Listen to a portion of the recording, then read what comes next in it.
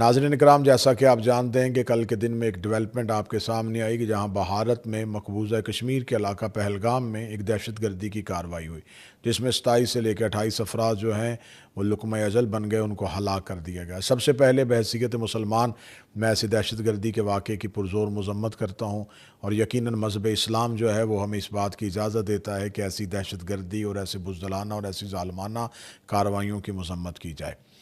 جب سے یہ واقعہ رونما ہوا، اس واقعے کے رونما ہونے کے فوراً بعد جو ہے وہ ایک افواہوں کا بازار گرم ہو گیا، اور ہندوستانی میڈیا نے اس کی تمام تر ذمہ داری جو ہے وہ پاکستان پر ڈال دی، بغیر کسی تحقیق کے، بغیر کسی انویسٹیگیشن کے، بغیر حقائق کو سمجھے ہوئے، بغیر جانچے ہوئے۔ پراپوگنڈا جو ہے وہ ہر دور میں بڑا خطرناک رہا ہے، اور پراپوگنڈے ہی کی دوسری قسم جو ہے وہ آج سوشل میڈیا ہے۔ سوشل میڈیا میں آپ کو جو دکھایا جاتا ہے، جو سنایا جاتا ہے، انسان حقائق کو جانچے بغیر ان چیزوں کو حقیقت سمجھنا شروع کر دیتا ہے۔ سب سے پہلی بات تو یہ ہے کہ جب یہ دہشت گردی کی کارروائی ہوئی، یہ دہشت گردی کی واردات ہوئی، تو اس کے بعد یقیناً حقائق کو سمجھنے کے لیے، حقائق تک پہنچنے کے لیے کچھ وقت درکار تھا۔ اس وقت میں مخاطب ہوں ہندوستان میں رہنے والے اپنے ان تمام چاہنے والوں سے جو میرے لیے ہمیشہ دعا گو رہتے ہیں، اور ہندوستان میں صرف ایک مسلک یا ایک مذہب تک آواز نہیں پہنچتی، بلکہ ہمیں یہ تمام تاثرات اور آپ کی دعائیں اور آپ کی آراء جو ہے وہ ہمیں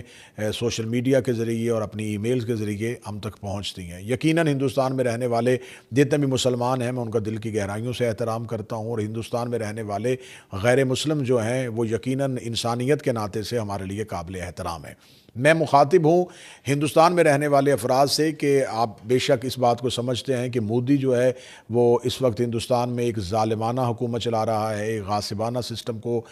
شروع کیے ہوئے ہے، اور ہندوستان میں رہنے والے مسلمانوں کی زندگیوں کو بھی اجیرن کیا ہوا ہے۔ آئے دن مختلف قسم کے قوانین سامنے آ جاتے ہیں، آئے دن مسلمانوں کے خلاف کہیں نہ کہیں کوئی نہ کوئی آواز جو ہے وہ اس حکومت میں اٹھتی ہوئی آپ کو ہمیشہ سنائی دیتی ہے۔ لیکن ہم ان باتوں پہ کبھی بھی میں نے اس باتوں پہ تاثرات نہیں دیے، اس پہ رائے نہیں دی، کیونکہ یہ ہندوستان ملک کے انٹرنل معاملات ہیں، اور وہ یقیناً ان معاملات کو بہتر طریقے سے سمجھتے ہیں۔ لیکن کیونکہ جب بات سرحد پار آ جاتی ہے، جب آپ بات وطن پہ آ جاتی ہے، تو کریم کربلا حضرت امام حسین علیہ السلام کا فرمان ہے کہ وطن سے محبت جو ہے وہ وفاداری کی علامت ہے، ایمان کی علامت ہے۔ وطن سے وفا کرو کیونکہ یہ تمہارے ایمان کی علامت ہے۔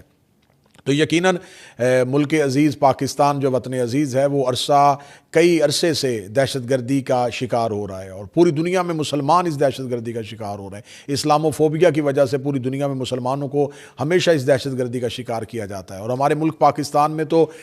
پاک افواج اور ہمارے ملک کے محافظ ادارے جو ہیں وہ عرصہ دراز سے ان دہشت گردوں کی ایسی بزدلانہ کارروائیوں کے خلاف برسر پیکار ہیں۔ ہم بلوچستان میں لڑ رہے ہیں، ہم افغانستان کے بارڈر پہ لڑ رہے ہیں۔ ہمارے لیے تو بہت سے چیلنجز پہلے ہیں، اندرون ملک میں بہت سی دہشت گردی کی کارروائیاں جو آئے دنوں، جس میں سرحد پار بہت سے عوامل بھی رونما ہوتے ہیں، بہت سی طاقتیں بھی کار فرما ہوتی ہیں۔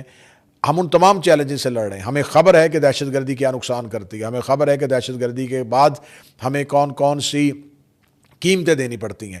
تو بہرحال اب میں مخاطب ہوں ہندوستان میں رہنے والے ان تمام مسلمانوں سے کہ ہندوستان کا میڈیا جو ہے وہ بغیر حقائق کو جانے ہوئے مسلسل تنقید پہ تنقید اور اس کے سارے تانے بانے جو وہ پاکستان سے ملانے کی کوشش کر رہا ہے۔ سب سے پہلی بات تو یہ ہے کہ آپ کو بات کرنی چاہیے تھی کہ یہ آپ کا انٹیلیجنس فیلئر ہے، یہ آپ کا سیکیورٹی فیلئر ہے کہ آپ کے اس علاقے میں جس پہ آپ نے مدت سے تسلط قائم کیا ہوا ہے، جس پہ آپ اپنے غاصبانہ طور پر جس حکومت کو، جس زمین کو آپ غصب کر چکے ہیں، وہاں پر کچھ افراد جا کے ایسی کارروائی کیسے کر سکتے ہیں۔ تو جب آپ نے دیکھا کہ ہمارے سیکیورٹی پہ انگلی اٹھے گی، ہماری انٹیلیجنس فیلئر پہ انگلی اٹھے گی، تو آپ نے فوراً الزام دوسری طرف پلٹانا شروع کر دیا، اور اب اس کے بعد یقیناً ابھی خاموشی تھی کہ دیکھیں کہ حقائق کیا سامنے آتے ہیں۔ اور ساتھ ہی آج جو ایک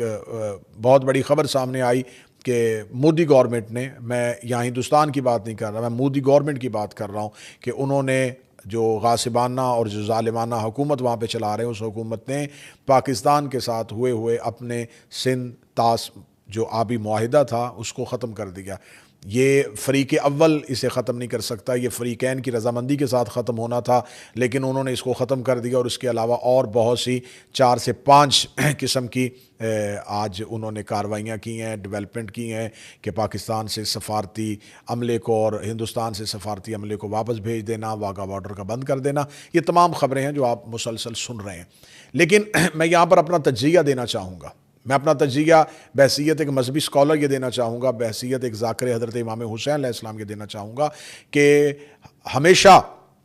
پانی بند کرنا کفار کی پرانی عادت ہے۔ آپ کو اگر تاریخ اسلام کو آپ دیکھیں تو جب رسالت مآب صلی اللہ علیہ وآلہ وسلم نے آواز حق بلند کی اور کفار مکہ اس کا جواب نہ دے سکے تو ان کے اوپر جو ہے وہ کھانا اور پانی بند کر دیا گیا اور ان کا سوشل بائیکاٹ کر دیا گیا، اور ہمارے پیارے رسول کو شیب ابی طالب میں زندگی گزارنی پڑی، اور زندگی کے 3.5 سال وہاں پر گزارنے پڑے اپنے خانوادہ کے ساتھ، اپنے خاندان کے ساتھ۔ تو یہ بت پرستوں کی، یہ کفار کی پرانی عادت ہے کہ جب وہ حق کے خلاف کچھ بھی نہیں کر سکتے تو وہ وسائل جو خدا نے انسانوں کے لیے مہیا کیے ہیں، خدا آب و دانہ کے اوپر، میرا اللہ اتنا علی کل شیء قدیر ہے کہ وہ آب و دانہ کے اوپر کسی بھی مذہب کی ادارہ داری نہیں قائم کرتا، وہ کافر کو بھی کھانا دیتا ہے، وہ موسیٰ کا بھی رازق ہے تو وہ فرعون کو بھی رزق دیتا ہے، وہ ابراہیم کو بھی کھانا دیتا ہے تو نمرود کو بھی سانس دیتا ہے، وہ خدا سب کے لیے رب العالمین ہے، وہ عالمین کا رب ہے، اور ہمارا رسول رحمت للعالمین ہے۔ لیکن کفار ہمیشہ یہ کوشش کرتے ہیں کہ جب ان کے پاس کچھ نہ آئے تو وہ قادر بننے کی کوشش کرتے ہیں، وہ قدرت کے اختیارات کو استعمال کرنے کی کوشش کرتے ہیں، وہ اللہ کے اختیارات کو استعمال کرنے کی کوشش کرتے ہیں۔ لیکن یہ بات ذہن میں رکھیے گا کہ دریائے فرات بہہ رہا تھا اور یزیدی فوج یہ سمجھ رہی تھی کہ ہم نے حسین پہ پانی بند کر دیا ہے، لیکن انہیں خبر نہیں تھی کہ پیاسوں نے دریا کو شکست دے دی تھی۔ انہیں یہ خبر نہیں تھی کہ جب آپ حق پہ ہوں، جب آپ ظالم کے خلاف لڑ رہے ہوں تو پھر پیاس آپ کا کوئی اثر نہیں کر سکتی، پیاس آپ پہ غالب نہیں آ سکتی۔ تو یہ آل محمد کے چاہنے والوں کا وطن ہے، یہ آل محمد سے محبت کرنے والوں کا وطن ہے۔ یہ ایسی یزیدی کاروائیاں کرنا، ایسی پرانی کافرانہ روش کو قائم کرنا یہ غلط ہے۔ یقیناً اس کی ہر ایک انسان اس کی مذمت کرے گا۔ میں پھر یہ ایک بات کہوں گا کہ پاکستان کے رہنے والا ایک باسی جو ہے وہ اپنے وطن کی مٹی سے بڑی محبت کرتا ہے، ہم اپنے وطن کی مٹی سے بڑے مخلص لوگ ہیں۔ اور دوسری بات یہ ہے کہ میں یہ بات ضرور اپنا پیغام پہنچانا چاہوں گا کہ پاکستان کو اتنا اعتماد ہمیں اپنے ایٹم بم پہ نہیں ہے جتنا اعتماد ہمیں اپنے اللہ پہ ہے، جتنا اعتماد ہمیں اپنے اللہ کے رسول پہ ہے۔ اور جب بھی لڑائی لڑی جاتی ہے، جب بھی جنگ کی جاتی ہے تو جنگ ہتھیاروں سے نہیں ہوتی، جنگ جذبات کے ساتھ ہوتی ہے، اور مسلمان وہ جذبہ اپنے دل میں لے کے ہی دنیا میں آتا ہے، اور وہی جذبے کے ساتھ، جذبہ شہادت کے ساتھ دنیا سے چلا جاتا ہے۔ شہادت کو ہم ڈھونڈتے ہیں، شہادت ہماری میراث ہے۔ تو میں مخاطب ہوں مودی گورنمنٹ سے کہ جو آپ دنیا میں ایک پراپوگنڈا کرنا چاہ رہے ہیں، اس پراپوگنڈے کی عمر بہت زیادہ نہیں ہوگی، یہ اپنی سانسیں ختم کر دے گا۔ اور میں مخاطب ہوں پاکستان میں رہنے والے افراد سے، چاہے ان کا تعلق کسی مذہب، کسی مسلک، کسی فرقے، کسی گروہ سے ہے، کسی قومیت کے ساتھ تعلق ہے، کسی سیاسی نظریاتی پارٹی کے ساتھ تعلق ہے، اس لمحے ہم سب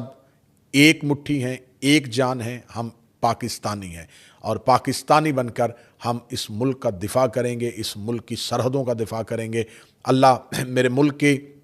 افواج کو اور سپہ سالار افواج پاکستان جناب سید عاصم منیر صاحب، جس کے خلاف بھارتی میڈیا میں مودی گورنمنٹ زہر اگلوا رہی ہے، لیکن انہیں خبر نہیں ہے کہ سید سردار ہوتا ہے، اور جب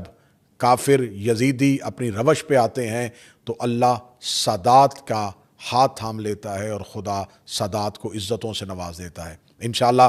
سید عاصم منیر صاحب، پوری قوم اور شیعہ قوم کا فرد کا ایک بچہ اس جنگ میں آپ کے ساتھ کھڑا ہے۔ خداوند متعال میرے ملک کی حفاظت فرمائے، میرے ملک میں رہنے والوں کی حفاظت فرمائے، اور ہندوستان میں رہنے والے تمام وہ مسلمان اور وہ تمام انسان جو مودی گورنمنٹ کی ظالمانہ اور غاصبانہ کارروائیوں کی وجہ سے جن کی زندگی اجیرن ہے، مولا انہیں جلد از جلد ایسی ظالم حکومت سے آزادی نصیب فرمائے۔ مجھے اپنی دعاؤں میں یاد رکھیے گا۔ السلام علیکم، یا علیہ السلام مدد۔ پاکستان زندہ باد۔